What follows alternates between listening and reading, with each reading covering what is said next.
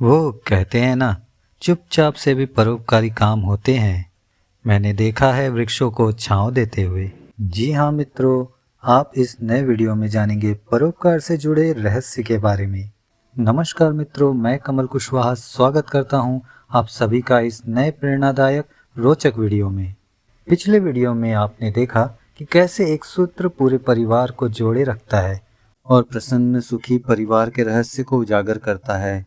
अब ये कहानी है छत्तीसगढ़ के एक नगर अधिकारी और एक कर्मनिष्ठ मेहनती नागरिक की। एक दिन नगर अधिकारी रामचरितमानस पारायण कर रहा था। रामचरितमानस को पारायण करने के बाद उसके मन में सहज एक विचार आया, क्यों ना मैं भी ज्ञात करूं कि कौन है जो सभ्य, शिष्ट और कर्तव्य के प्रति निष्ठावान नागरिक है। उसने इस विचार को पता लगाने के लिए योजना बनाई। इस योजना के लिए उसने नगर के मुख्य मार्ग का चुनाव किया और एक ऐसे समय का चुनाव किया जब कोई नहीं होता वहां पर। वो इसलिए क्योंकि उसे कोई देख ना सके। उसने मार्ग के एक हिस्से में बड़ा सा पाषाण रख दिया जिससे मार्ग अवरोध हो और उस पाषाण के नीचे कुछ रखा। वो क्या रखा ये आपको कहानी के अंत में पता चलेगा।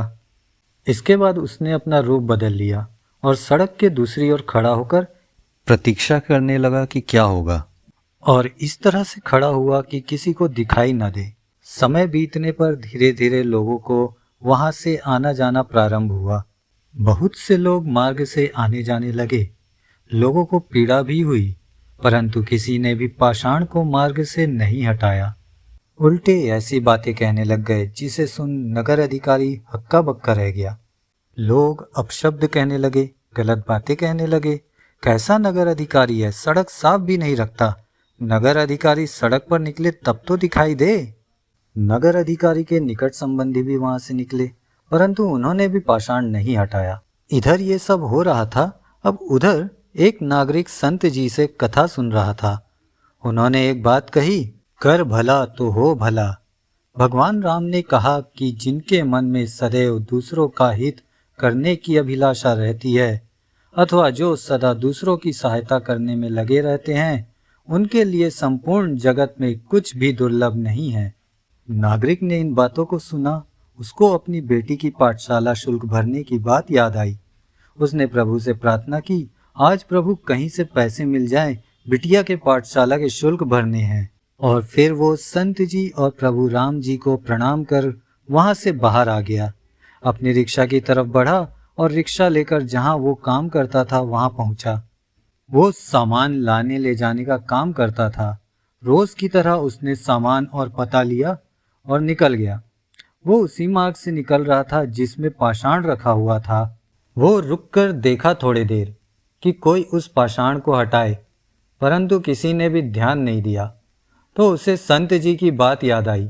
भगवान राम जी ने कहा कि जिनके मन में सदैव दूसरों का हित करने की अभिलाषा रहती है अथवा जो सदा दूसरों की सहायता करने में लगे रहते हैं, उनके लिए संपूर्ण जगत में कुछ भी दुर्लभ नहीं है।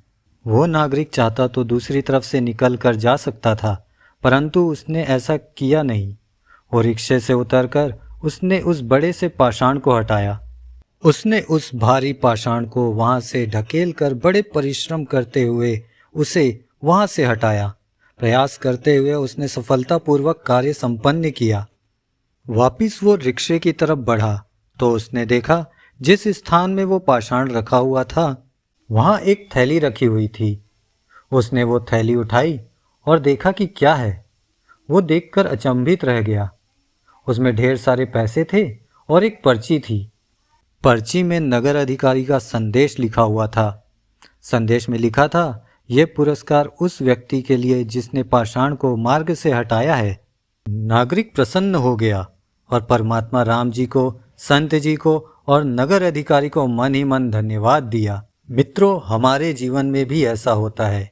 कभी कभी जब हमें भलाई करने का अवसर प्राप्त होता है, जिसमें ऐसी चुनौतियां आकर खड़ी हो जाती है, बाधाएं आती है, हमें दूसरों को भला बुरा या शिकायत करना छोड़ उस बाधा या चुनौतियों को अपने सूझबूझ, परिश्रम और पुरुषार्थ से पार करना चाहिए। इसलिए नहीं कि कोई हमें देखे या हम दिखावा करें, बल्कि इसलिए कि इससे अपना जीवन बेहतर बने और दूसरों का भी भला हो। और स्वभाव ऐसा बन जाए कि जब भी अवसर मिले उदार भावना से सेवा करें। इससे आपकी प्रसन्नता बढ़ेगी और मन को अपार सुख मिलेगा। तो मित्रों, आशा है आप सबको ये चौथी वीडियो पसंद आई होगी। अगले वीडियो में फिर मिलते हैं, तब तक के लिए नमस्कार।